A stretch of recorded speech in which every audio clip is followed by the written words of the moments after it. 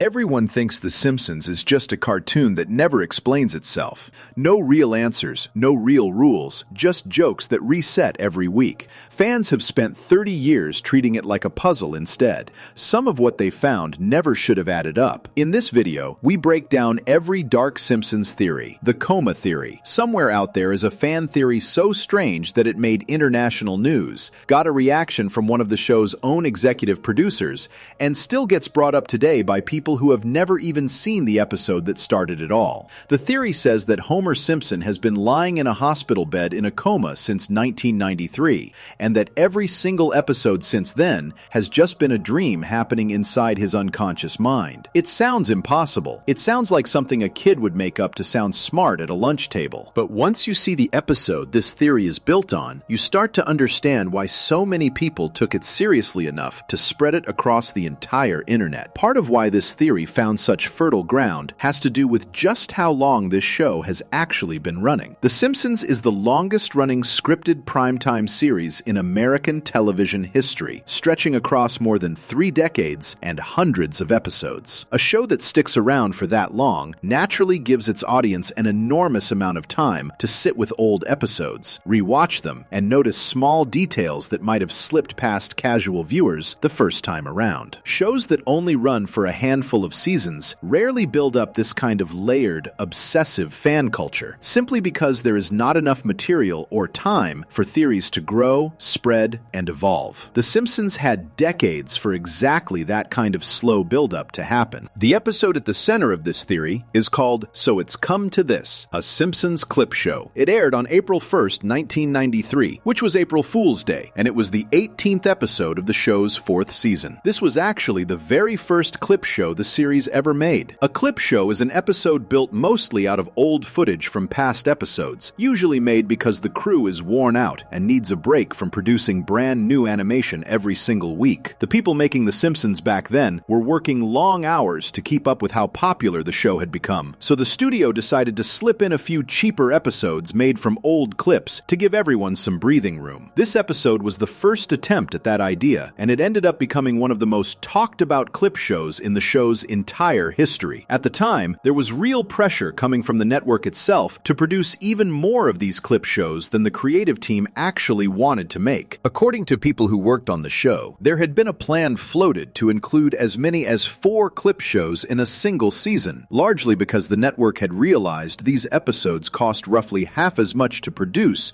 as a normal fully animated episode, while still bringing in the same amount of money once the show was sold into syndication for reruns. The writers and producers pushed back against this plan, worried that filling a season with too many clip shows would frustrate loyal viewers who wanted new stories rather than a steady stream of old footage stitched together. So It's Come to This ended up being one of the only clip shows made that season, which is part of why it still stands out as more carefully constructed than some of the show's later, less inspired attempts at the same format. Even though this episode leans heavily on old footage, it was not simply a lazy cut and paste job. Roughly a full act and a half of the episode is made up of brand new animation, including an extended version of an earlier stunt from a previous episode, where Homer falls into a gorge, redone here with extra material never shown before. The writers also packed the episode with references to older films that had nothing to do with the show itself, borrowing visual gags and structure from movies like One Flew Over the Cuckoo's Nest, Raiders of the Lost Ark, and Fantastic Voyage, giving the episode a slightly different flavor compared to a normal week of Simpsons storytelling. The story begins with Homer playing a string of April Fool's pranks on Bart. He tapes Bart's eyes shut while he sleeps and leaves a carton of milk sitting next to a heater so it goes sour by the time Bart drinks it. Bart gets angrier with every prank, so he decides to get revenge in the worst possible way. He takes one of Homer's beer cans to a hardware store and shakes it up using a paint mixing machine, the kind used to blend paint cans on a shelf. He plants the shaken can back in the fridge and waits. Later that night, Homer grabs the beer and pops it open. The can explodes with so much force that it sends Homer flying and badly injures him. He ends up in the hospital, unable to walk, sitting in a wheelchair while doctors try to figure out what is wrong with him. While the family waits at his bedside, they start remembering different different moments from Homer's life, and those memories are shown using clips pulled from the show's first 3 seasons. This is where most of the old footage in the episode comes from. Grandpa Simpson gets one of the more memorable moments during this hospital stretch of the episode, standing watch by Homer's bedside and casually mentioning that he himself goes in and out of comas all the time, as if it were a completely normal part of getting older. When someone later asks him what being in a coma is actually like,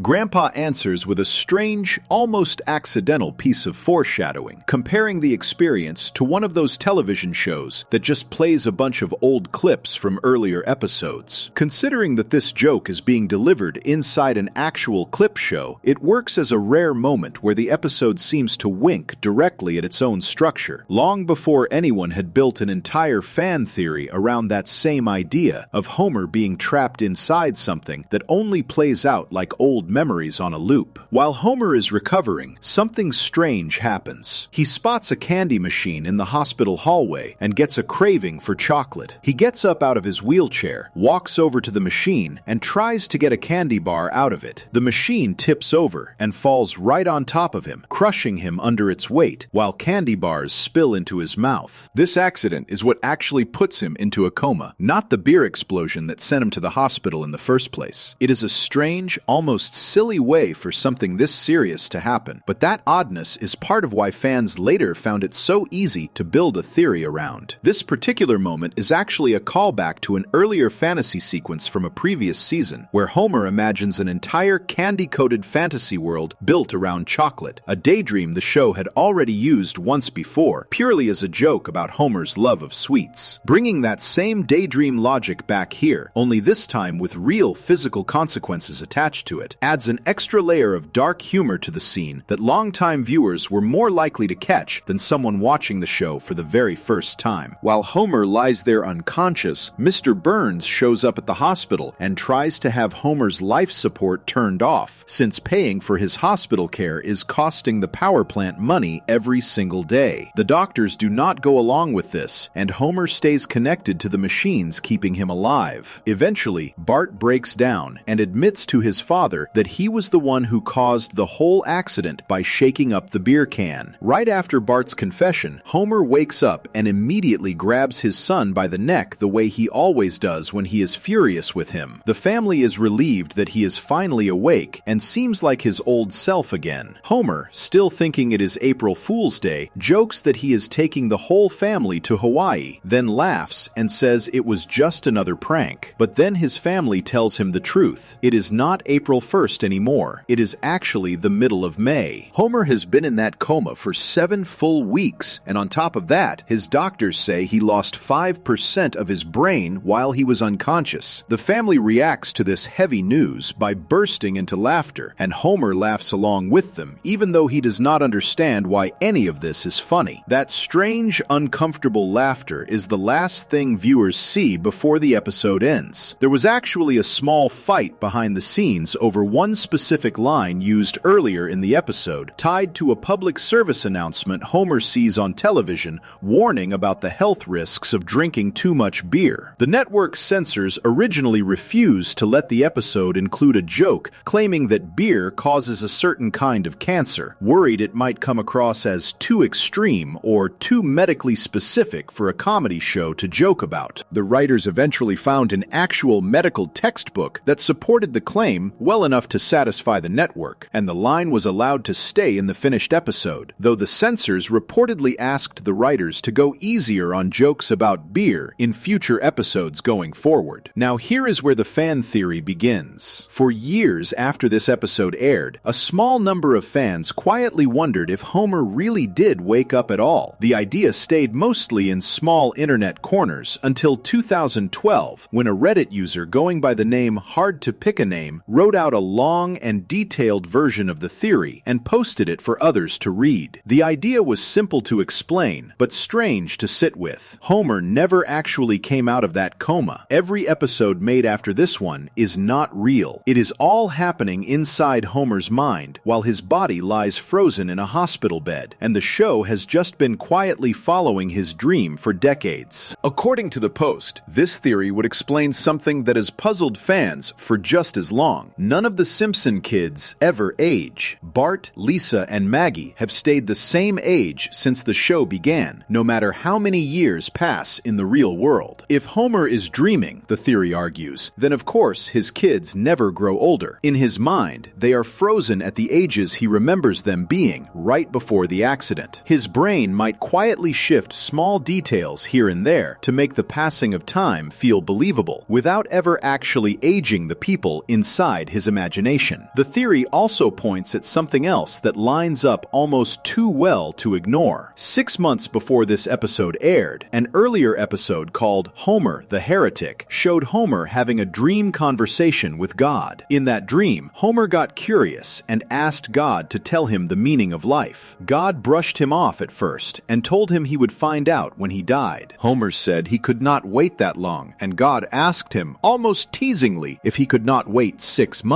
It just so happens that the clip show episode, the one where Homer ends up in his coma, aired almost exactly 6 months after that conversation took place. Fans who noticed this timing started connecting the two episodes together, treating the 6-month comment as some kind of secret warning buried inside a joke. Homer the Heretic itself aired on October 8, 1992, as the third episode of Season 4, months before the clip show closed out that same season. Lining these two air dates up on a calendar shows a gap of just under 6 months separating the two episodes, close enough that fans who noticed the pattern felt confident treating it as more than pure chance, even though nobody working on the show has ever confirmed planning that exact timing on purpose. Supporters of the theory also point to how much stranger and more over the top the show became after this episode. In the earlier seasons, most stories stuck close to real, grounded situations, like Homer struggling with money, family arguments, or trouble at school. As the years went on, the show started leaning into wilder plots, giant celebrity cameos, and storylines that stretched much further from anything resembling normal life. To someone looking for evidence, this shift felt like proof. A sleeping mind does not need to follow the rules of a normal life. It can invent anything it wants, pull in famous faces,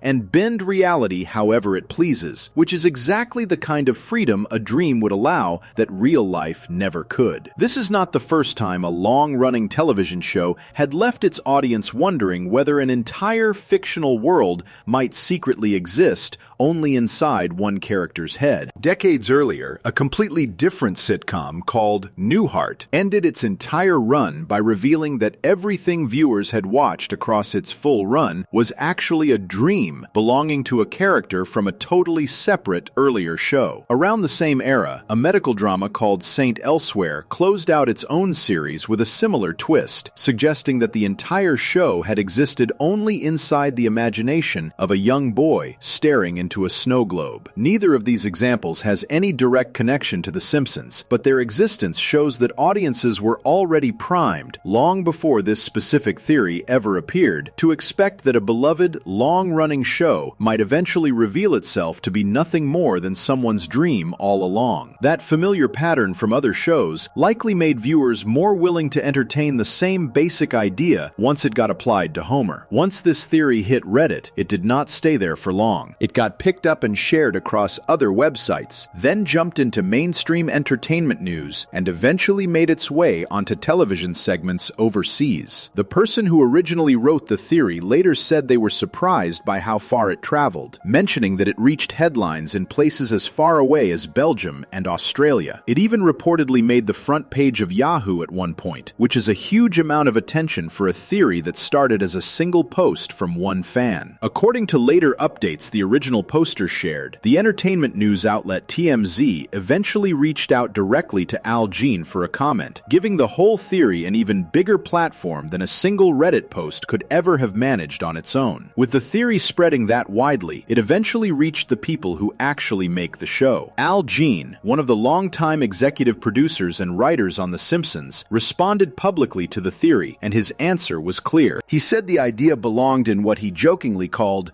the file for things that are interesting but not true. In other words, the people actually running the show confirmed there is no secret coma storyline hiding underneath everything else. Homer is not dreaming the whole series. It really is just a long-running cartoon where time simply does not work the same way it does in real life. This response from Gene came years after the theory first started spreading, showing just how long this particular piece of internet speculation managed to stick around before someone with real authority over the show finally addressed it directly. Rather than treating the question with total dismissal, Gene's lighthearted phrasing suggested he found the whole thing entertaining rather than annoying, which likely helped the theory keep circulating even after being officially shot down, since fans could still enjoy discussing it purely as a fun piece of speculation rather than a serious claim about the show's real continuity. Even though the creators shut the theory down, the show itself seemed to enjoy poking fun at it later on. Many years after the original clip show aired, an anthology-style episode from season 34 brought back a bunch of intentionally ridiculous ideas that the writers had considered and rejected over the years, framing them as jokes rather than real storylines. The coma theory showed up there too, treated as one of those deliberately bad ideas being laughed at rather than taken seriously. It is a clever way for a show to have some fun with its own fan base. The writers get to acknowledge that they know exactly what people have been saying about their show for years,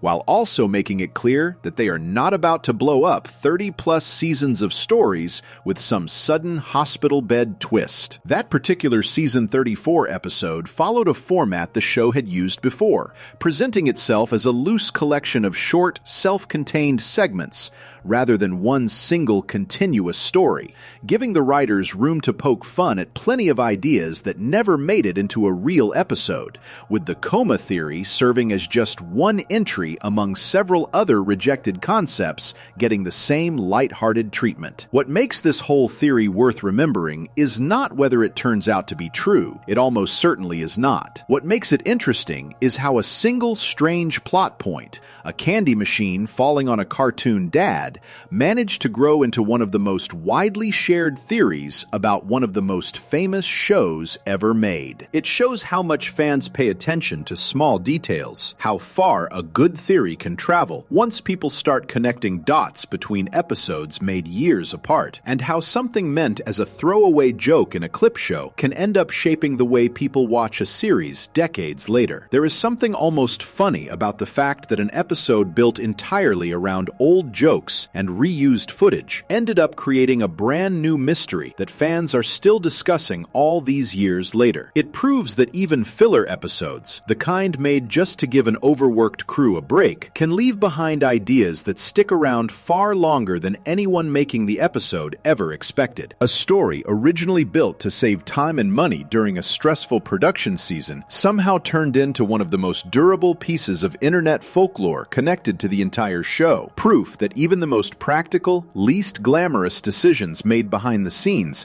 can accidentally leave behind something viewers keep turning over in their minds for decades afterward. Before we move on, if you're enjoying this analysis, please consider subscribing. It helps the channel tremendously. But the coma theory is not the only strange idea fans have pulled from Homer's brush with death in that hospital bed. There is another piece of this puzzle sitting inside that earlier conversation with God, one that fans have picked apart on its own terms. It raises a much stranger question about what exactly Homer was being warned about, and whether that 6-month countdown was ever meant to mean something far darker than anyone originally guessed. Section 2. God's 6-month warning. The exact conversation this whole warning comes from happened in an episode called Homer the Heretic. It aired on October 8th, 1992, as the 3rd episode of Season 4, though it was actually the very first episode of that season to be written and produced. George Meyer wrote it, and Jim Reardon directed it. This was also a small milestone behind the scenes, since it was was the first episode where the domestic animation was handled by Film Roman, while the overseas animation work was handled by a brand new studio called Rough Draft Studios, which had just been formed around that time. This early production timing mattered more than it might seem at first glance. Being the first episode from that season actually written meant the show's staff got to read through the finished script together before any other season 4 material was ready, and according to people who worked in the writer's room at the time, earlier attempts at reading new scripts aloud for that season had not landed particularly well with the rest of the team. Homer the Heretic broke that streak, with several staff members responding especially well to specific visual moments described in the script, including the sequence where Homer's house catches fire and Ned Flanders rushes in to save him. That strong first reaction from the people who already knew the show inside and out was an early signal that this particular episode was going to stand apart from a fairly ordinary batch of season openers. The episode begins on a freezing cold Sunday morning. Homer wakes up, realizes how bitterly cold it is outside, and decides he simply does not want to go to church. On top of the cold weather, he also splits his pants while getting dressed, which does not help his mood. Marge takes Bart, Lisa, and Maggie to the service without him, leaving Homer alone at home for the day. What starts as a one-time decision to skip church turns into something much bigger once Homer realizes just how much he enjoys having his Sunday to himself. He spends the day relaxing, eating whatever he wants, watching football, and dancing around the house in his underwear. A few small details from this stretch of the episode have stuck with longtime fans over the years. While getting ready that morning, Homer is shown reading an old magazine from the 1960s, a small joke about how outdated the reading material scattered around his house tends to be. Later, while watching a football game alone in his underwear, the announcer casually mentions a well-known player making a surprising comeback, a player who had actually retired from professional football decades before the episode ever aired, adding an extra layer of absurdity to Homer's lazy, carefree Sunday. Little touches like these gave the episode a background texture that rewarded attentive viewers without ever needing to be pointed out directly. Homer likes this feeling so much that he decides he does not want to go back to church at all. Instead of quietly skipping a few Sundays, he tells his family he plans to invent his own personal religion, one that fits his own beliefs and lets him worship however he wants. Marge is horrified by this idea and tries everything she can to talk him out of it. Bart, on the other hand, thinks the whole thing sounds pretty fun and encourages his father to keep going. Homer explains his reasoning in a simple way, saying he works hard, loves his kids, and does not see why he should spend half of his only day off listening to someone tell him he is going to hell. That night, Marge prays and asks God to speak with Homer directly, hoping it might convince him to come back to church. Homer falls asleep, and, in his dream, God actually appears to him. In this dream conversation, God listens to Homer's complaints about organized religion and seems to genuinely understand where he is coming from. God even admits that sometimes he would rather be somewhere else too, which is a surprisingly relaxed and human way to write a character meant to represent God. This first dream conversation ends with God essentially letting Homer worship however he wants, which only makes Homer feel more confident in skipping church for good. This version of God, calm, a little tired, and genuinely willing to listen to Homer's complaints rather than immediately punishing him for them, stands out compared to how religious figures are usually portrayed in most sitcoms of that era. Rather than treating God as a distant, unreachable authority figure, the episode writes him as an approachable character who is willing to have an actual conversation, which is part of why so many critics over the years have singled this episode out as a rare example of a comedy show handling questions about faith with real warmth instead of using religion purely as a punchline. Marge does not give up easily. She invites Reverend Lovejoy over for dinner, hoping he can talk some sense into Homer. Around the same time, Ned Flanders and his family try singing to Homer in an attempt to win him back to church, which Homer finds more annoying than convincing. None of these efforts work. Homer stays firm in his decision, uses one of his new religious holidays as an excuse to skip work, and even tries to invite his friend Moe to join his new religion, though Moe turns him down without much interest. During the dinner scene with Reverend Lovejoy, the two men trade barbed quotes from scripture back and forth, each trying to outdo the other with a passage that supports their own side of the argument, only for the exchange to end in a joke joke rather than any real resolution. This kind of back and forth, treating a serious religious debate with the same rhythm as a playful argument between neighbors, captures much of what made this episode's humor land so well with both religious and non-religious viewers alike, since neither side of the debate is made to look completely foolish. The turning point of the episode comes on the following Sunday. While the rest of the family is at church again, Homer stays home, lights a cigar, and falls asleep on the couch. The lit cigar ends up starting a fire, and by the time Homer wakes up, his house is already in flames around him. This is the near-death moment the episode has been building toward, and it forces Homer to confront the idea that his choices might have real consequences after all. As the fire spreads, several of Springfield's neighbors rush to help. Apu, who is Hindu, and Krusty the Clown, who is Jewish, are both shown taking part in the volunteer fire department's response. Ned Flanders, a devout Christian, is the one who physically pulls Homer out of the burning house and saves his life. The fire itself carries a small extra layer of meaning that some fans and critics have pointed out over the years. Earlier in the episode, Homer had built a treehouse for Bart and proudly described it as something that would offend God himself, and it is that exact treehouse where the fire that nearly kills him actually begins. Whether or not the writers intended this as a deliberate bit of karma tied to Homer's earlier boasting, the detail adds a small ironic twist to the moment that attentive viewers have continued to notice and discuss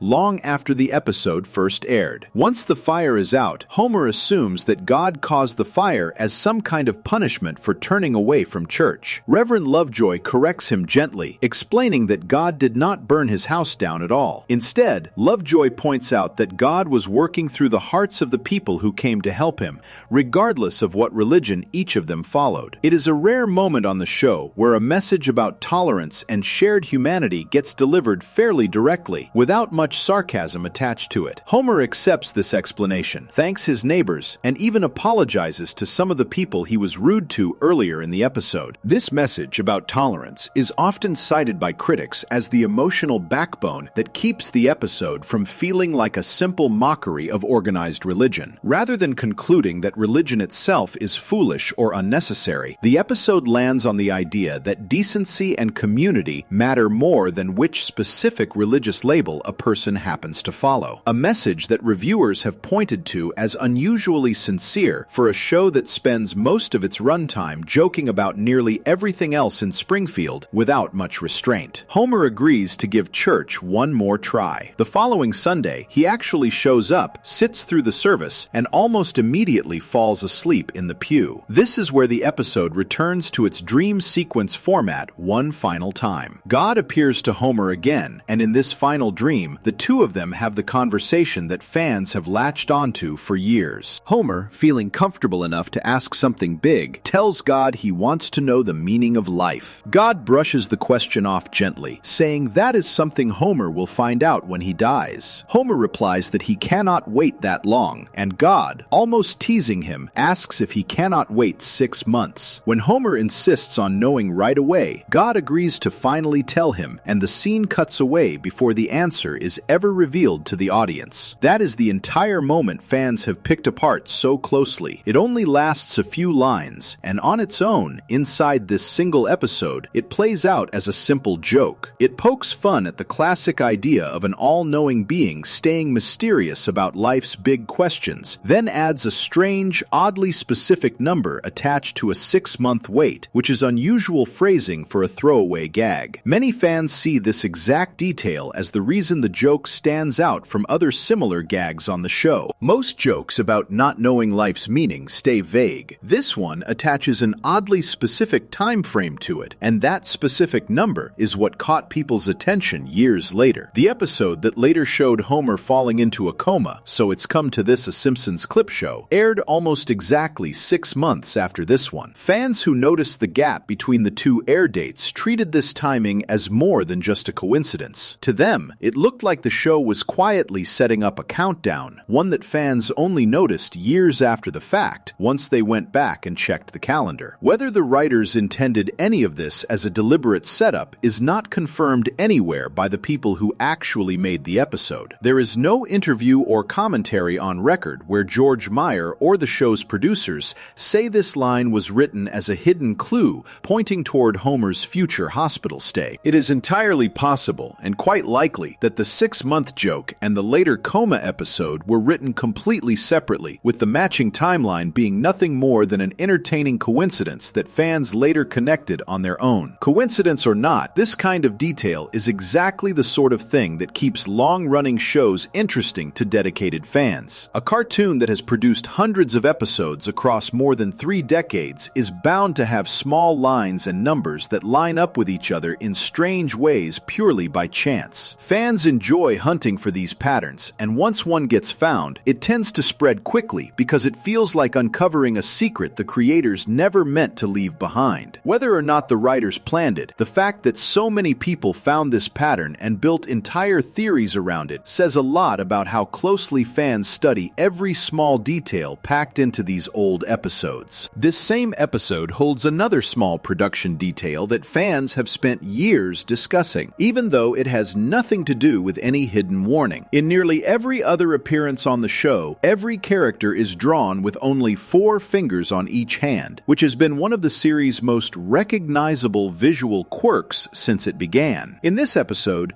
God is drawn with 5 fingers on each hand instead of 4. Fans debated for years whether this was meant to symbolize something deeper, perhaps suggesting God exists outside the normal rules of the Simpsons universe, since even his own hands do not follow the same design as everyone else. The show's own director, Jim Reardon, settled the debate directly during a DVD commentary recording, admitting plainly that the 5-fingered design was simply a mistake made during production and was never meant to carry any hidden meaning at all. This detail became one of the more widely repeated pieces of Simpsons trivia among longtime fans precisely because it seemed so deliberate at first glance. Every single other character across the entire run of the show, no matter how minor or how frequently redesigned over the decades, has always kept that same 4-fingered look, making the one clear exception feel like it had to mean something. Learning directly from the episode's own director that it was simply an animation oversight has not stopped fans from continuing to bring the detail up in discussions, since a fun piece of near mythology like this one tends to survive even after being officially debunked, purely because it is more satisfying to imagine than a simple mistake. The 6-month line and the 5-fingered hands both come from the exact same episode, yet one has been confirmed by the show's own crew as an accident, while the other remains an open question that nobody involved in making the show has ever directly addressed one way or another. That gap between a confirmed accident and an unconfirmed pattern shows how fan theories grow. Some strange details really do hide something intentional, and others are just honest mistakes that get dressed up with meaning later because it feels more exciting than plain human error. Homer the Heretic has also earned a strong reputation completely separate from any fan theory attached to it. Critics have consistently ranked it among the best episodes the show ever produced. In 2012, a writer for HitFix named it as his personal favorite episode of the entire series, praising how well it captured everything that made the show special, from its sharp humor about everyday life to its surprisingly warm heart underneath all of Homer's over-the-top behavior. Dan Castellaneta, the actor who voices Homer, has also named this episode as one of his personal favorites out of the hundreds he has recorded lines for over the years. Former executive producer Bill Oakley later listed it as one of the best classic episodes worth watching when the show moved on to a streaming service, and writers from the animated series King of the Hill even included it among their picks for the 5 best Simpsons episodes ever made. This kind of praise from people working on an entirely different animated show speaks to how far this single episode's reputation traveled beyond the show's own fan base. King of the Hill was known for its own grounded, small-town style of humor, and having members of that writing staff single out Homer the Heretic as one of the best episodes from a completely different series says a great deal about how well this particular story managed to balance broad comedy with a genuinely human core, appealing even to writers working in a very different comedic style. When it originally aired back in 1992, the episode performed respectably in the ratings, finishing 36th place for its broadcast week and pulling in an estimated 11 million viewers, which was a solid number for the era. Over the following decades, its reputation only grew stronger stronger as fans and critics kept revisiting it, largely because of how well it balances comedy with a surprisingly thoughtful message about tolerance between different religions and different types of people. Even outside of any coma theory or hidden warning, this episode holds up as one of the show's most respected pieces of writing from its early years, which is part of why it became such fertile ground for fan theories to grow out of in the first place. Audiences react differently to this episode today compared to when it first aired. Back in 1992, skipping church on a Sunday and choosing to start a personal religion instead was treated as a fairly bold and controversial idea for a family cartoon to explore. Church attendance across the country was far more common at that time, and the idea of a father openly rejecting it for an entire episode carried real weight. In more recent years, as regular church attendance across the country has dropped significantly, many newer viewers find Homer's decision much less shocking than audiences did when the episode first aired, since skipping religious services no longer feels like the same kind of big personal statement it once did. This shift says less about the episode itself losing any of its quality,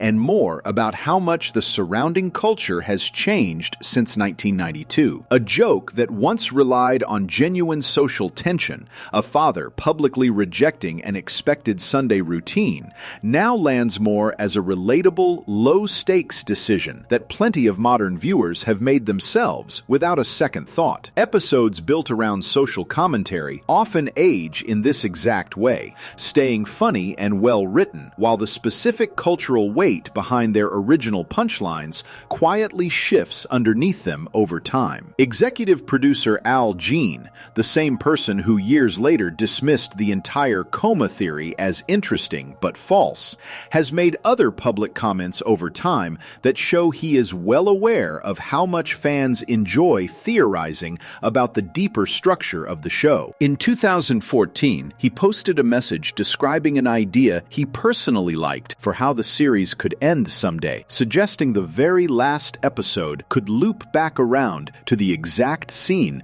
that opened the very first episode ever made, creating the impression that the whole series had been one long, continuous loop the entire time. This idea has nothing directly to do with the 6-month warning or the coma theory, but it shows that even the people running the show have openly played with strange, looping ideas about time and memory, the same themes fans have been building theories out of for years. It is worth noting that this idea from Gene has never been confirmed as an actual plan for how the show will eventually end, and given how many decades the series has already run past that original comment, it may simply remain one writer's personal wish rather than a genuine blueprint anyone is working toward. Still, the fact that someone with real creative authority over the show finds this kind of looping, dreamlike structure appealing helps explain why fan theories built around time, memory, and hidden warnings have continued to find such a receptive audience among viewers who sense that the people making the show enjoy playing with these same ideas themselves. The 6-month warning from Homer the Heretic stands as one of the most quietly effective jokes the series ever wrote, precisely because it works as a punchline first and only becomes something stranger once fans go digging through the show's timeline years later. It did not need a hidden meaning to succeed as a joke when it originally aired. It earned its place among the show's most respected episodes purely on the strength of its writing, its performances, and its surprisingly warm message about people from different backgrounds coming together to help a neighbor in need. The fan theory built around it grew naturally out of how closely dedicated fans study a show they love, rather than something the original episode ever needed in order to succeed on its own. Before we move on, if you're enjoying this analysis, please consider subscribing. It helps the channel tremendously. Once fans start connecting one strange detail to another, it rarely stops at just one pair of episodes. A 6-month gap between two unrelated broadcasts caught this much attention, and fans eventually turned their focus towards something even bigger hiding in plain sight within the show's own town. That next mystery has nothing to do with dreams, comas, or conversations with God. It is about something much stranger sitting right underneath Springfield itself. Something that calls into question whether the town's own geography ever made any real sense to begin with. Section 3. Springfield's Impossible possible location. One of the strangest mysteries connected to The Simpsons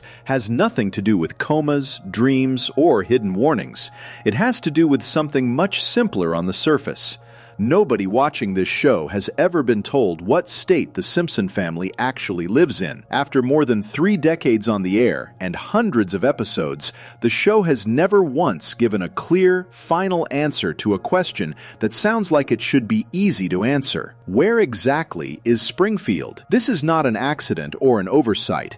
It was a deliberate choice made from the very beginning, and it comes straight from the person who created the show. Matt Groening picked the name Springfield specifically because it is one of the most common town names anywhere in the United States. Depending on which source you check, somewhere between 34 and 43 states have a real town or city named Springfield somewhere inside their borders. Groening wanted the town in his cartoon to feel like it could be anyone's hometown, no matter where a viewer actually lived. If Springfield had a confirmed location, it would stop feeling like everyone's town and start feeling like just one specific place that most viewers had never been to. This idea did not start with The Simpsons either. Groening has said he was inspired by an old black and white sitcom from the 1950s called Father Knows Best, which also took place in a town called Springfield that was never tied to any specific state. Groening has explained that as a kid watching that older show, he liked imagining that its version of Springfield was the real town of Springfield sitting right next to his own hometown of Portland, Oregon. He later said that once he understood Springfield was just a made-up, generic town name, he wanted his own cartoon to give other viewers that same feeling, letting every single person watching believe it could be their own local Springfield up on the screen. Even though the town's state is never confirmed, the show is full of small details borrowed from real places, especially from Groening's own life. Evergreen Terrace, the street where the Simpson family lives, is named after a real street in Portland where Groening grew up with his own parents and sisters. In a strange and often mentioned coincidence, Groening's real parents were actually named Homer and Marge, and his real sisters were named Lisa and Maggie, the exact same names used for the fictional family. Many of the street names and background details scattered throughout the show trace back to Groening's Oregon childhood, even though the show never once confirms that Springfield sits inside Oregon's borders. Instead of settling the question, the show has spent decades doing the opposite, deliberately scattering clues that contradict each other every single time the subject comes up. In the episode Sunday Cruddy Sunday, Marge is right in the middle of finally telling everyone what state they live in. She starts to say the word Ohio, only to get distracted mid-sentence when she spots her neighbor, Maud Flanders, walking by, and the sentence gets cut off before she can finish it. It is a perfectly written joke, teasing viewers with an almost answer before yanking it away at the very last second. The Simpsons movie added one of the most famous contradictions of all. In that film, Ned Flanders tells Bart that their state is bordered by 4 other states, and he names them as Ohio, Nevada, Maine, and Kentucky. On a real map of the United States, this is completely impossible. Ohio and Kentucky do share a real border with each other, but Nevada sits out on the western side of the country, while Maine sits all the way on the opposite eastern side. There is no way for a single state to touch all 4 of these states at once, since 2 of them are separated from the other 2 by an entire continent's width. This line has become one of the most quoted pieces of evidence fans bring up whenever this topic comes up, since it proves the show is not just staying quiet about the state, it is actively making sure no honest answer could ever fit. The finale of season 11, an episode called Behind the Laughter, added another layer to the confusion. In that episode, the Simpsons are described at one point as a family from northern Kentucky. Interestingly, later reruns of that same episode quietly changed this line so that Kentucky was swapped out for Missouri instead. This means the show itself does not even agree with earlier versions of itself, changing an on-screen detail after the fact, rather than sticking with whatever was originally recorded and aired. Other small clues scattered across different episodes point toward Missouri in a more consistent way than most other guesses. One episode gave Springfield's area code as 636, and that happens to be a real area code used in parts of Missouri today, though it is worth noting that the real city of Springfield, Missouri, actually uses a different area code code 417 in real life. Meanwhile, the Simpson family's home address, 742 Evergreen Terrace, happens to match a real street address that exists in the small town of Savannah, Missouri, even though Savannah's real area code does not match the one given on the show either. None of these details line up perfectly, but taken together, they form one of the stronger arguments fans have made for Missouri being the closest real match to the show's version of Springfield. Illinois also has a strong case built around it, mostly thanks to one especially clever visual gag. During a couch gag, which is the short opening scene before each episode where the family rushes to sit on their couch, one version of the gag slowly zooms the camera further and further away from the Simpson house, pulling back through the neighborhood, the town, the state, the country, and eventually out into outer space. Partway through that zoom, right before the view pulls back too far to read anything, the label on screen briefly shows the words Springfield, Illinois. On top of that visual clue, longtime viewers have pointed out that the real Springfield, Illinois happens to have a town called Shelbyville, sitting roughly 50 miles away from it, and Shelbyville is also the name of Springfield's rival town throughout the entire series. There is also a nuclear power plant located not too far from the real Springfield, Illinois, which lines up suspiciously well with the fictional Springfield's own nuclear plant, where Homer works. Illinois carries one more piece of evidence that fans consider one of the strongest clues in the entire show. In one episode, Homer is shown late at night digging in a graveyard, and while he does this, he accidentally kicks dirt onto a nearby gravestone. That gravestone belongs to a character clearly meant to represent Adlai Stevenson, a real historical politician who served as governor of the real state of Illinois and later ran for president of the United States on 2 separate occasions. Stevenson's real-life connection to Illinois runs so deep that his own father, his son, and Stevenson himself all held major political positions tied closely to that one state. Placing a reference to a real Illinois political figure's grave inside Springfield's own graveyard is treated by fans as one of the clearest, least accidental hints the show has ever dropped. Still, just as strong as the case for Missouri or Illinois looks, other episodes work just as hard to rule both of those states right back out again. Springfield has been shown at different points to sit near an ocean coastline, to contain steep mountains, to include stretches of open desert, and even to have its own gorge deep enough for daredevil stunts. No single real state in the entire country actually contains all of these different kinds of landscape crammed together in one small town. Some episodes even go so far as to place Springfield within driving distance of the ocean, while other episodes show characters road tripping toward faraway states as if Springfield sits nowhere near any coastline at all. Fans who have taken the time to sit down and map out every single geographic clue scattered across the show's entire run have slowly managed to rule out most of the 50 states one at a time. Episodes set during trips to Michigan, Tennessee, and Florida rule those 3 states out completely, since Springfield is treated as a separate place the family has to travel toward. An episode built around a trip to Washington rules that state out too, since other child characters in that same episode are shown representing different states, and Springfield's own kids are never grouped in with Washington's. The Simpsons movie also shows the family driving all the way to Alaska, which would make very little sense if Springfield already sat inside Alaska's own borders to begin with. And this same road trip logic rules out Hawaii too, since driving to Alaska from an island state surrounded entirely by ocean simply is not something a car could physically do. After ruling out state after state this way, only a small handful of states are usually left standing by the time fans finish their process of elimination. Depending on which fans list you look at, the states most often left over include Virginia, Illinois, Arkansas, Oklahoma, Kansas, and Nebraska. Even this short list runs into problems though, since Springfield's mix of beaches, deserts, and mountains does not cleanly match any of these 6 remaining states either. Virginia gets ruled out by some fans too, since the show has made references tying Springfield's history to the winning side of the Civil War, while the real state of Virginia actually fought for the losing side during that war. At a certain point, digging through all of these clues stops feeling like solving a real mystery and starts feeling like proving the opposite. The contradictions are not scattered by accident. They pile up in exactly the right way to guarantee that no honest answer could ever satisfy every single clue at once. That is really the whole point behind the joke. Springfield's capital city inside the show is not given a real-sounding name either. It is simply called Capital City, a name just as generic and placeholder-sounding as Springfield itself, almost as if the entire state around the town refuses to have a real identity of its own. Even Groening himself has offered a personal opinion on the matter, separate from all of the fan detective work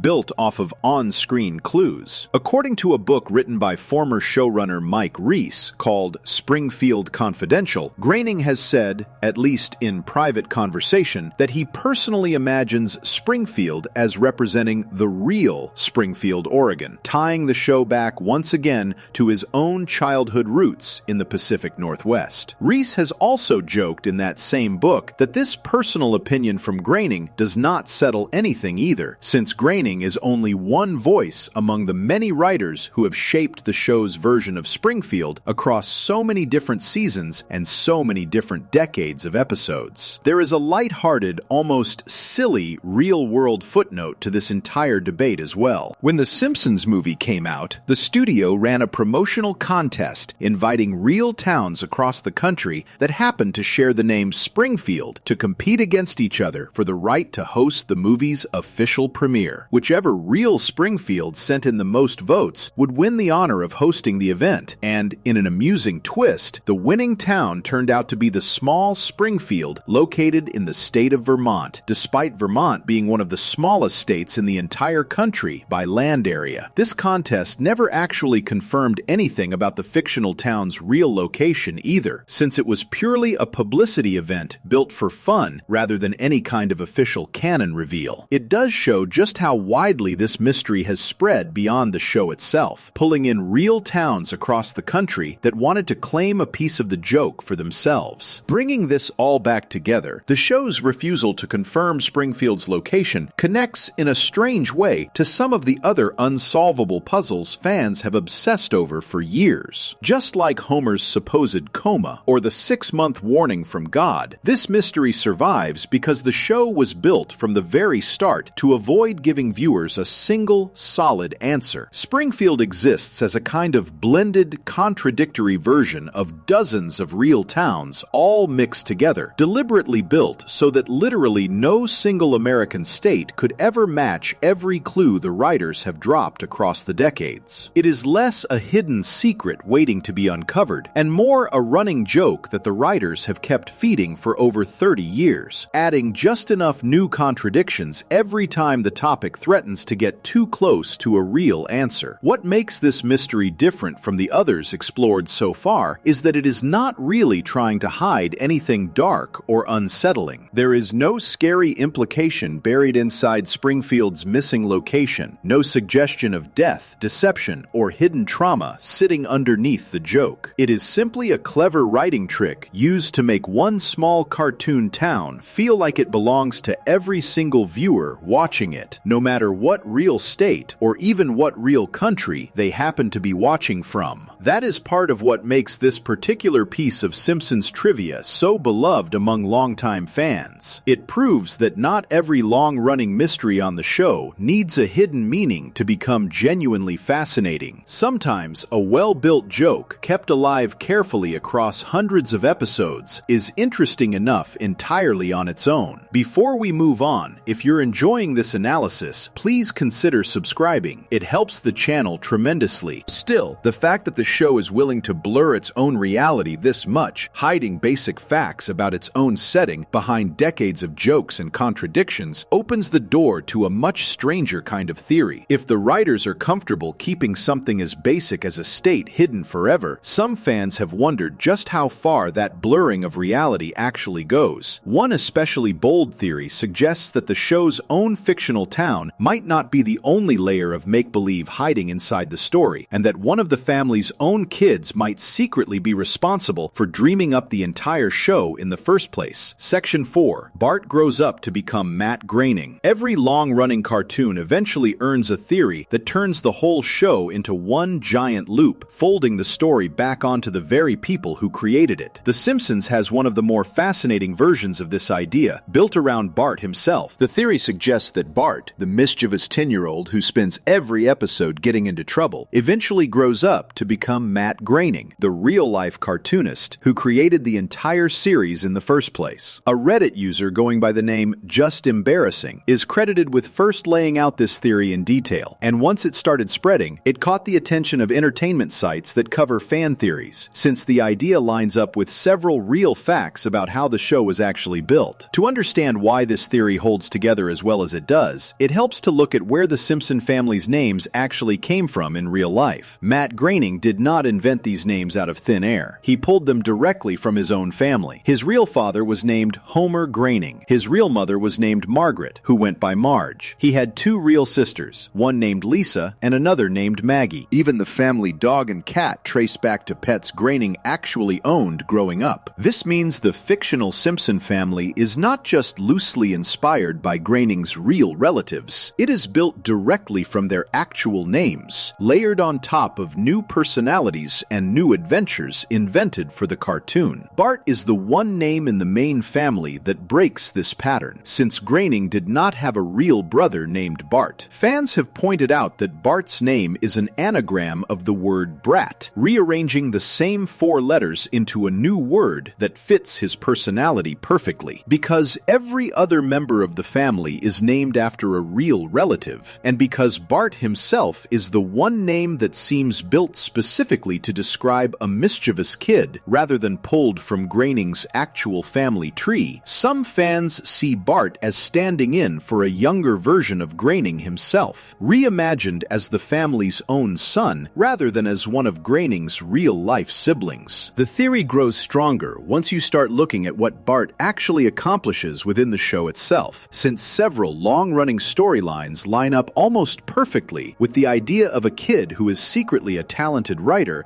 hiding behind his reputation as a troublemaker. One of the clearest pieces of evidence comes from an episode called The Front, which aired on April 15th, 1993, as the 19th episode of Season 4. In this episode, Bart and his sister Lisa grow tired of a mediocre new episode of their favorite cartoon within the cartoon, a violent cat-and-mouse show called Itchy and Scratchy. Feeling confident they can do better, the two kids sit down and write their own script for the show, based loosely on a real moment from their own home life after Homer accidentally cuts off a chunk of Marge's hair with a pair of head shears. When Bart and Lisa submit their finished script to the studio that produces Itchy and Scratchy, the head of that studio rejects it without a second thought, assuming it must be bad simply because it came from two kids. Rather than giving up, Bart and Lisa quietly resubmit the exact same script, only this time using their grandfather's name instead of their own. The studio head loves the script under this new name and ends up hiring Grandpa as a paid staff writer without ever realizing the actual writing came from his two young grandchildren the entire time. The kids let Grandpa keep pretending to be the real writer, splitting the money three ways between all three of them. The script Bart and Lisa wrote goes on to become a massive hit with audiences, so much so that the studio ends up firing its entire team of professional adult writers and keeps only Grandpa, since his scripts, which are secretly still being written by two children, are outperforming everything else the studio has produced. Their episode even earns a nomination for an award honoring outstanding writing in an animated series, and Grandpa ends up winning that award on stage, even though he had almost nothing to do with actually writing the material himself. This entire storyline shows Bart demonstrating real, professional-level writing talent at a very young age, years before he would ever be old enough to work in the entertainment industry under his own name. Nearly 2 decades later, the show returned to this same idea in a different form, giving fans even more evidence to point toward. In an episode called Angry Dad the Movie, which aired on February 20th, 2011, as part of Season 22, Bart's homemade web cartoon called Angry Dad, a crude animated series poking fun at Homer's short temper, gets turned into an actual short film. This short film ends up winning major major industry awards, including a Golden Globe and eventually an Academy Award, which is the same award given out at the real-world Oscars ceremony. Throughout most of the episode, Homer keeps stepping in front of cameras and stealing credit for Bart's work at every awards ceremony they attend together, refusing to let his son enjoy his own success without interference. By the end of the episode, Bart is finally allowed to accept an award in his own name, receiving real recognition for something he created entirely on his own, based on his own life and his own complicated relationship with his father. Fans point out how well this pattern mirrors Groening's own real career. Groening built an entire animated empire out of characters based directly on his own family and his own childhood memories, turning deeply personal material into something that earned him enormous public recognition and plenty of prestigious awards along the way. Bart, within the show, keeps doing something remarkably similar on a smaller scale, repeatedly turning small personal moments from his own home life into creative work that earns him real recognition, even when adults around him try to take credit or refuse to believe a kid could be responsible for something that clever. There is another small detail buried inside the show that fans have connected to this same idea, something that has nothing to do with writing credits or award ceremonies. Bart has consistently been shown writing with his left hand throughout the entire series, something sharp-eyed fans noticed as far back as the show's very earliest episodes, long before it was ever addressed directly in dialogue. In 2025, the show finally acknowledged this detail directly within an episode's plot, confirming outright that Bart is left-handed. That same episode's closing credits took the connection one step further, placing Bart alongside a list of other famous left-handed people throughout history, and also confirming that Matt Groening himself, the show's real-life creator, is left-handed in real life as well. This detail alone does not prove the larger theory about Bart growing up to become Groening, but it adds one more small, factual thread tying the fictional character directly back to the real man who created him. None of this means the show has ever officially confirmed that Bart literally grows up to become Matt Groening within its own story. The show has never stated this outright, and there is no official episode or interview where the writers confirm this specific theory as true canon. What the theory really rests on is a pattern of small, repeated parallels scattered across different decades of the show, each one pointing in a similar direction without ever fully connecting into one official statement. Groening based an entire family on his real relatives, gave the one invented family member a name that rearranges into the word brat, and then wrote that same invented character into multiple storylines where he secretly displays real writing talent, gets overlooked because of his age, and eventually earns outside recognition despite adults trying to take credit for his work. It also helps to remember that Groening was not the only person shaping Bart's personality and storylines across more than 3 decades of episodes. Hundreds of writers have contributed scripts to the show over the years, and many of the specific plots involving Bart's creative talents, including both The Front and Angry Dad the movie, were written by other members of the writing staff rather than by Groening personally. This does not rule out the theory entirely, since a show's writing staff often builds on ideas the creator originally established, but it does mean that any parallel between Bart and Groening likely grew naturally out of the character's foundation rather than being planned out as one single deliberate secret message hidden inside the show from the very beginning. What makes this particular theory stand out compared to some of the darker, stranger ideas fans have built around this show is how gentle and almost sweet it feels by comparison. There is nothing frightening buried inside the idea of Bart eventually growing up to become a successful writer and cartoonist. If anything, it reads as a hopeful twist for a character who spends most of his screen time in detention, getting yelled at by his father, or getting blamed for chaos he did not always cause. Imagining that all of this trouble eventually shapes him into someone talented enough to build an entire career out of turning his own messy childhood into something millions of people enjoy watching gives Bart's story a quiet kind of payoff that the show itself has never directly promised, but has also never ruled out. This theory also fits neatly alongside something Groening has said publicly about his own intentions when he first built this show. He has explained in past interviews that he wanted The Simpsons to feel personal, filling it with real names and real memories pulled from his own life, precisely because that personal connection is what made the show feel feel honest rather than generic. If Bart really is meant to represent a younger version of Groening himself, hidden inside the family rather than standing outside of it, that would fit perfectly with how deeply personal the rest of the show's foundation already is. Every other major family member carries a real name pulled directly from Groening's life. It would almost be strange if the one character built specifically to cause trouble and chase creative outlets did not carry some reflection of Groening's own younger self buried somewhere inside him too. Taken together, this theory works less like a hidden secret waiting to be uncovered and more like a pattern fans have noticed by paying close attention across decades of episodes. It does not rely on any single confirmed clue the way some other Simpsons mysteries do. Instead, it rests on a series of smaller coincidences that keep pointing toward the same conclusion, episode after episode, decade after decade, without the show's writers ever needing to state it outright. Whether or not it was ever intended this way from the very beginning, it remains one of the more charming pieces of speculation fans have built around a character who has spent over 30 years being underestimated by nearly everyone around him. Before we move on, if you're enjoying this analysis, please consider subscribing. It helps the channel tremendously. Not every mystery involving the Simpson children carries this same gentle, hopeful tone. Some of the darkest theories fans have ever built around this show focus not on Bart's future, but on something that supposedly happened right under everyone's nose involving his baby sister during one of the most famous mysteries the show ever produced. Section 5. Who really shot Mr. Burns? Some mysteries on this show were never meant to stay hidden for very long. This one was built specifically to be solved, complete with an official contest, a prize,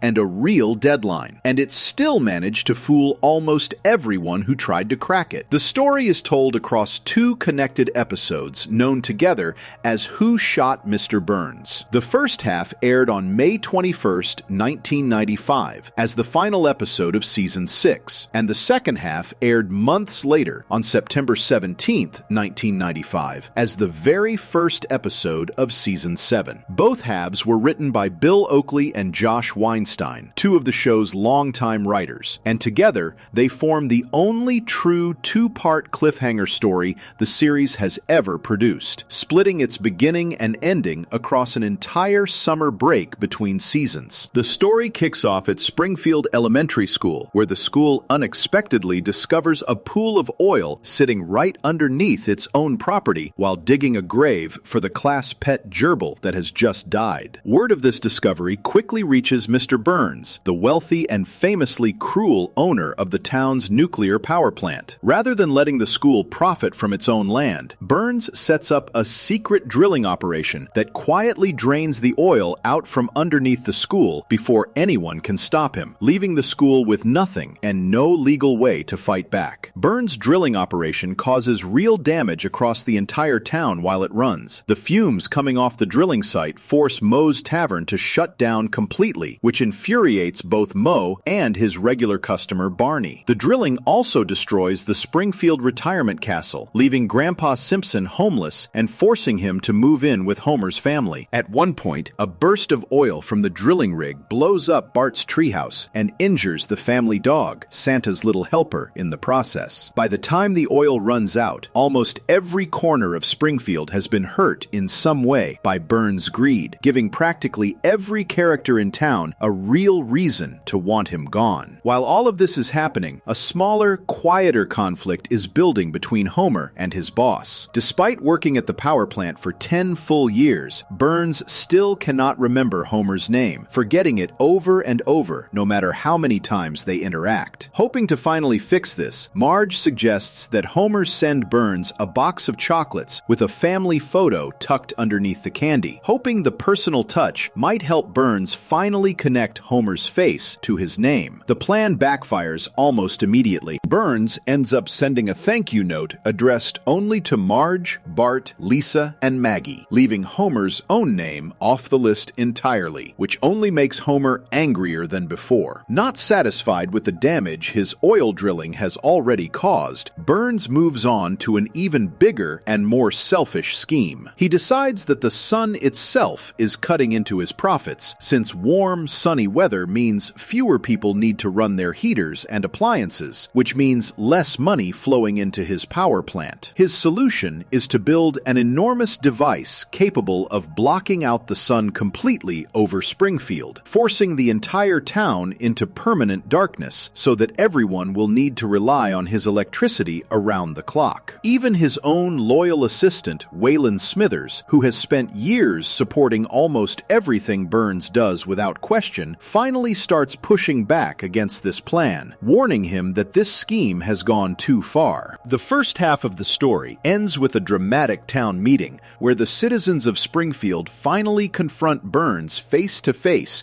over everything he has done to them. Later that night, as Burns walks alone through a parking area behind Town Hall, a gunshot rings out and Burns collapses onto the ground. The episode ends right there, leaving his shooter a complete mystery and giving viewers an entire summer to wonder who could have possibly pulled the trigger. Fox, the network that aired the show, turned this cliffhanger into a genuine nationwide guessing game. They launched an actual contest, inviting viewers to call in and submit their best guess for who they believed had shot Mr. Burns, offering a special prize to whoever guessed correctly. A companion website built around the contest reportedly received several 100,000 visits over that summer, showing just how deeply this single cliffhanger had captured public attention. Despite all of that interest, nobody who entered the official contest guessed the correct answer. Behind the scenes, the show's creative team worked hard to make sure the real answer stayed hidden for as long as possible. Several completely fake alternate endings were filmed and leaked out to different media outlets on purpose, showing other characters appearing to be the shooter instead of the real culprit. These decoy endings showed Smithers, Moe, Apu, Barney, Santa's little helper, and even guest star Tito Puente, each appearing to be responsible for shooting Burns. None of these were ever the real ending. They were only ever meant to throw curious fans and reporters off the trail while the true answer stayed locked away until the actual episode aired. Years later, several of these decoy endings were shown publicly during a clip show called The Simpsons 138th Episode Spectacular, finally letting fans see the fake outcomes that had once been used to mislead them. When the real second half of the story finally aired, it focused almost entirely on narrowing down suspects. Chief Wiggum and the Springfield police quickly zero in on two main possibilities: Waylon Smithers and Homer Simpson. Smithers is cleared fairly early once his alibi checks out, confirmed by an unlikely source, Sideshow Mel, who proves that Smithers was at home watching a television program at the exact time of the shooting. Homer becomes the prime suspect once the gun used in the shooting is discovered hidden under the seat of his own car, carrying his fingerprints. Homer is arrested, but before officers can bring him in properly, he escapes custody and rushes to the hospital to confront Burns directly, desperate to prove his own innocence. At the hospital, doctors reveal that Burns, still recovering from his injuries, can currently only say one single phrase over and over, and that phrase happens to be Homer's own name, which the police mistake for an accusation against him. Meanwhile, Lisa, unconvinced that Homer is really guilty, returns to the parking area where the shooting took place to look for overlooked evidence herself. As Homer arrives at the hospital and begins shaking Burns in frustration, trying to force him to admit he did not do it, an angry mob of townspeople and police officers rush into the room. Burns's ability to speak returns to normal in that same chaotic moment, and rather than confirming Homer's guilt, he finally reveals the true name of the person who actually shot him. The answer turns out to be Maggie, the baby of the Simpson family, who cannot even speak yet. Burns explains exactly what happened. Earlier that day, he had spotted Maggie sitting in the family car holding a lollipop, and remembering an earlier comment he had made about wanting to literally take candy from a baby, he decided to try taking her lollipop away from her. During the struggle between the two of them, his own handgun slipped out of its holster and fell into Maggie's grasp. The gun went off during the scuffle, striking Burns and causing the entire mystery that followed. Since Maggie is only a baby and clearly could not be held responsible in any normal legal sense, everyone lets the matter go once the truth comes out, and the town returns to its usual routine. What makes this reveal so satisfying to revisit is how carefully the clues supporting it were hidden throughout the first half of the story, long before anyone knew Maggie would end up being the answer. Early in the episode, when when Homer sends Burns that box of chocolates with the family photo tucked underneath. The very first Simpson family member visible in that photo happens to be Maggie herself. She is also shown earlier holding a green lollipop while sitting in the family car, planting the object that would later become the center of the entire struggle. When Burns collapses onto a large sundial after being shot, his body lands pointing toward the letters W and S engraved into the dial, though from the specific angle he is lying at, the W actually looks more like an M. Fans who paid close attention to that visual detail later realized the sundial may have been hinting at Maggie Simpson's own initials the entire time, rather than pointing toward Waylon Smithers, as most viewers assumed while watching. Several other characters in the episode happen to share initials that closely resemble either M and S or S and W, which the writers deliberately used to plant red herrings while investigating this mystery. Principal Skinner's full name is revealed within the episode to be W. Seymour Skinner, while Smithers' full first name is confirmed to be Waylon, both matching the S and W pattern almost too perfectly. Fans who tried solving the mystery themselves often got pulled towards Smithers or Skinner because of these initials, without realizing that flipping the order of the letters, or reading them from Burns' own upside-down point of view, pointed toward a completely different set of initials belonging to Maggie instead. According to the show's own writers, deciding to make Maggie the actual shooter was not an easy choice during the writing process. Bill Oakley and Josh Weinstein have said in commentary that they were initially unsure about using Maggie as the culprit at all, since a baby pulling a trigger by pure accident might have felt like a strange note to end such a carefully built mystery on. To add a little extra ambiguity to the ending, they decided to close the story on a shot of Maggie's eyes shifting to the side in a sly, knowing way, leaving open the tiny possibility that the shooting might not have been a complete accident after all, even though every explanation given in the episode itself treats it as one. Despite how carefully the clues were planted, almost nobody entering the official contest guessed correctly. According to the writers, they became aware of exactly one person online who had correctly worked out that Maggie was the shooter, posting the correct guess on an internet news group dedicated to discussing the show on the very same day the first half of the story originally aired. Because that person had shared their answer outside of the official contest rules, rather than calling in through the proper channel, the writers were unable to award them the special prize they had wanted to give out, though they did try to reach out and acknowledge the correct guess once the contest period had ended. Once this reveal became part of the show's official history, fans naturally started building their own alternate theories on top of it, refusing to fully accept that a baby pulling a trigger by accident was really the entire story. One popular fan theory suggests that Marge, not Maggie, was actually the one who shot Burns, and that Burns quietly chose to blame the family's baby instead of telling the truth. This theory often points back to an earlier episode called Marge Gets a Job, where Burns is shown developing a noticeable romantic crush on Marge during a storyline at the power plant. Fans who support this theory argue that Burns' lingering feelings for Marge could explain why he might protect her by shifting blame onto Maggie instead, since accusing a baby carries no real legal consequences, while accusing Marge directly could have created a much messier situation for everyone involved, including himself. It is worth being clear that this Marge-centered theory has never been confirmed anywhere within the show itself. Every piece of evidence actually shown on screen, from the chocolate box photo to the lollipop to the sundial letters, points specifically and consistently toward Maggie, and Burns' own explanation of the struggle lines up cleanly with everything the audience already saw play out earlier in the story. The Marge theory survives purely as a piece of fan speculation built on top of an earlier, unrelated storyline about Burns having feelings for her, rather than on any direct clue planted within the mystery episode itself. What makes Who Shot Mr. Burns stand out from so many other mysteries connected to this show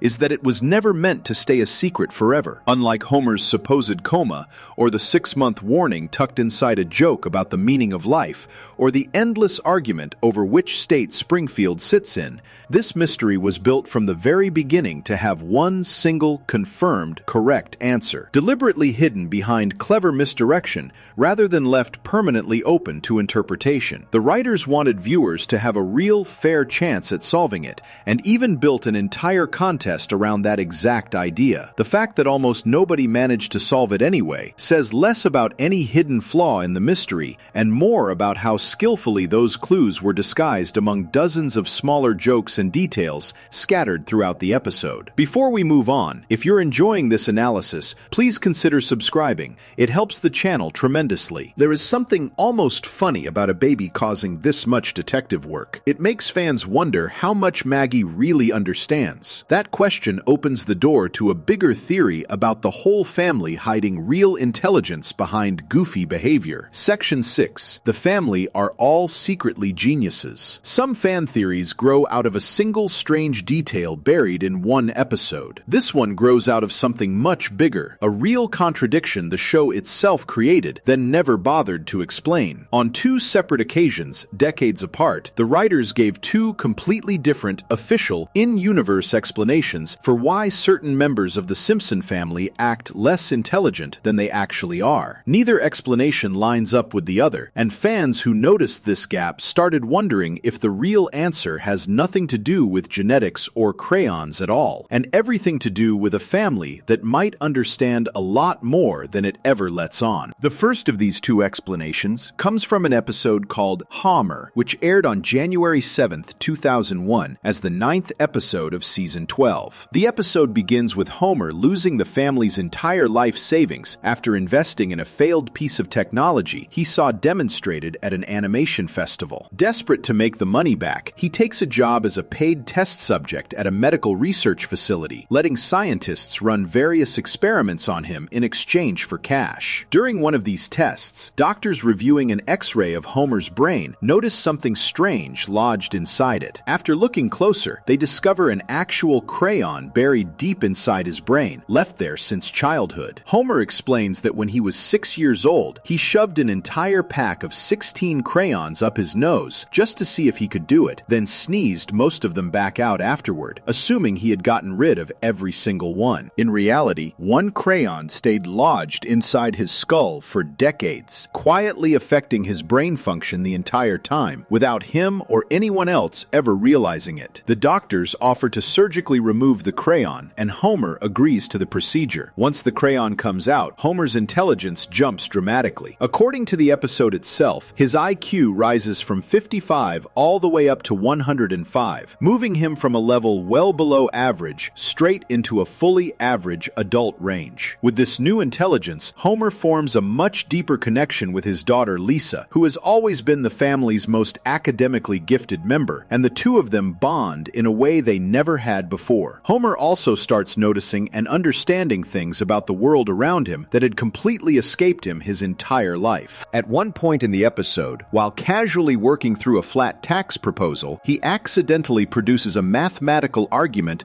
disproving the existence of God, almost as a side effect of simply thinking more clearly than he ever had before. This sudden boost in intelligence does not make Homer happier, though. His new, sharper mind leads him to write an honest safety report on the nuclear power plant where he works, a report so accurate and thorough that it gets the entire plant temporarily shut down, costing every one of his co-workers their jobs. His old friends at Moe's Tavern turn against him too, resentful of how much he has changed and uncomfortable with how differently he now talks and thinks compared to before. Lisa herself explains to her father, using a graph she has drawn to illustrate the idea, that intelligence and happiness do not always move in the same direction, and that a smarter mind can sometimes come with more isolation rather than more joy. Faced with a smarter life that leaves him lonelier than ever, Homer makes the decision to go back to being exactly who he was before. He convinces Moe, who has no real medical training at all, to perform a rough procedure, putting a fresh crayon back into his brain in place of the one that had just been removed. Homer returns to his old, less intelligent self almost immediately afterward, and while Lisa is initially disappointed to lose the sharper version of her father she had just gotten to know, she eventually finds a note Homer wrote to her before undergoing the second procedure, explaining that even though he chose to go back to his old ways, experiencing life as an intelligent person gave him a much deeper appreciation for how remarkable her own intelligence really is. This episode gives one very specific on-screen explanation for exactly why Homer behaves the way he does. According According to this story, his low intelligence is not a permanent natural trait at all. It is the direct result of a physical object stuck inside his brain since childhood, one that can apparently be removed and reinserted